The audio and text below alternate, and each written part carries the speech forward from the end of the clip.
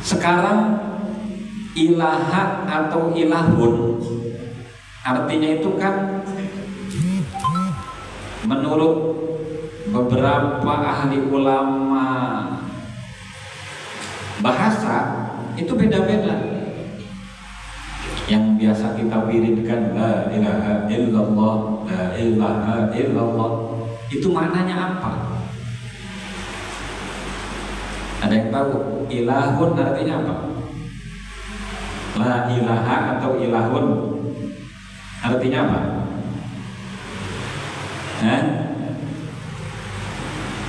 Pak Toto, ilaha artinya apa Pak Toto?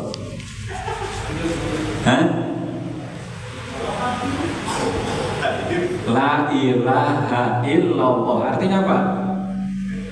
Tiada Tuhan kecuali Allah. Berarti ilah itu maknanya Tuhan kan? Nah, ini di dalam kitab saya terus dulu berangkat. Makna ilahun itu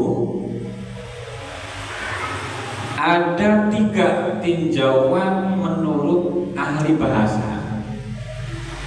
Yang pertama, sesuatu yang dipuja-puja, yang segala-galanya. Kan kita tuh manusia diciptakan oleh Allah untuk beribadah. Seharusnya ilahun itu menjadi tujuan kita, segala-galanya kita. Cuma dalam mulut la ilaha illallah, la ilaha illallah, tapi pelaksanaannya dalam hatinya ada ilahun lain, ada ilaha lain.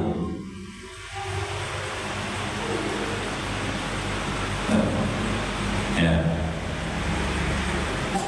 Sehingga jika itu menjadi segala-galanya, itu harus menjadi pengingat bagi kita akan mengorbankan apapun untuk ilahun itu. Dulu kayak waktu jatuh cinta, ilahun istri itu jadi ilahun, pacar itu jadi ilahun, karena segala-galanya untuk dia. Kalau dibawa ke tauhid musyrik gak? Ini secara bahasa awal nanti ya, maknanya dulu. Terus yang kedua, ilahun itu maknanya sesuatu yang dikejar, yang dicari, didekati dan digandrungi. Memang pantas Allah sesuatu yang harus kita cari. Ketika kita punya masalah, ya harus carinya sama Allah. Yang harus kita dekati Allah. Yang harus kita gondel, lain pondel, gondel ya. Yang harus kita gandrungi siapa? Ilahun, Allah. Ini makna menurut bahasa yang kedua. Makna bahasa yang ketiga, ilahun itu adalah apapun yang dikehendaki oleh ilah, itulah yang akan kita utamakan. Apapun yang diminta oleh pacar kita dulu, calon pamajikan saya, apa yang dia minta akan aku kabulkan, akan aku utamakan. Di makna yang ketiga. Dan yang pantasnya berarti itu semua yang harus kita segala-galakan, makna yang pertama nih. Terus makna yang kedua yang harus kita dekati, gandrungi, minta tolongi adalah Allah. Yang ketiga yang harus kita utamakan, permintaannya harus kita dahulukan adalah Allah. Ternyata beda semua dengan kenyataannya. Lisannya la ilaha illallah, ternyata yang kita dekati pejabat, ternyata yang kita dekati harta, ternyata yang kita dekati adalah wanita. Ini la ilaha illallah ya. Mana Tauhid sendiri adalah ifradullahi bil khalqi wat tadbir. Lari. Ilahun itu adalah isim nakiroh, makna yang menunjukkan umum. Artinya apa? Pangeran. Nek cara wong Jawa itu pangeran. Pangeran. Nyembah ka pangeran, sembahyang. Bahasa mana sembahyang? Karena Wali Songo datang ke Indonesia, ya, kalimat sholat ada orang yang sembahyang, pisah itu sembahyang, yangnya yang maha kuasa itu tadi tidak dimusyrikkan oleh Wali Songo. Nempel makna sholat itu sembahyang. Orang-orang Sunda masih nyebut sembahyang di Cirebon masih sebut sembahyang. Ya. Ifradullahi bil khalqi, hanya satu-satunya yang menciptakan, wa tadbiri, dan mengatur. Allah itu satu menciptakan dan mengatur isinya. Maka dalam Al-Quran ada 3 bahasa, satu fatoro, yang kedua kholako, yang ketiga ja'ala.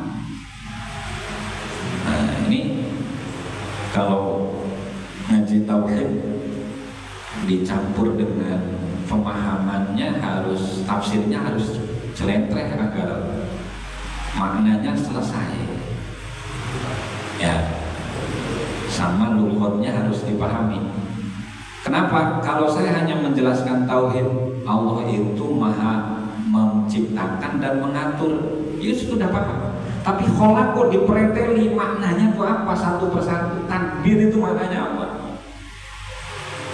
Makanya di ayat Al-Quran ada lafaz inna fi khalqis samawati wal ardh. Di atas kholako atau khalqis samawat ada fatoro. Kalau fatoro mah belum ada materialnya, Allah yang pertama kali menciptakan. Inna fatoros samawati wal ardh juga sama aja, pakainya fatoro. Nah, ya. Nah, ada nggak yang manusia yang bisa meniru yang diciptakan oleh Allah? Makanya lafaz fatoro dan kholako tidak akan bisa terintervensi oleh manusia.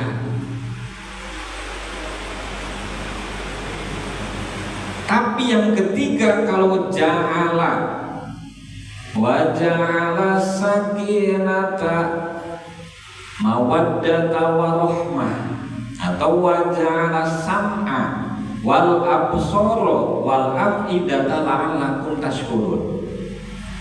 Hakikinya Allah menciptakan ja'ala sam'a, pendengaran, tapi Allah hanya memfasilitasi. Ja'alanya sudah diberikan sama manusia, mau nggak mendengarkan ngaji, nah itu namanya ja'ala.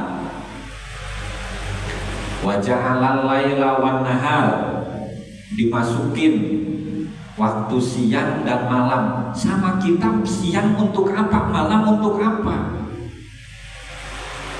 Wa ja'ala sakinah wal mawaddah warahmah, kan semoga menjadi keluarga sakinah mawaddah warahmah, kan lapatnya ja'ala. Tapi kalau akhlak seorang suami tidak paham terhadap akhlak istrinya, istri tidak ngaji, nggak paham akhlak sama suami, bakal mewujudkan sakinah mawaddah warahmah nggak? Tidak. Maka ja'ala diberikan kepada manusia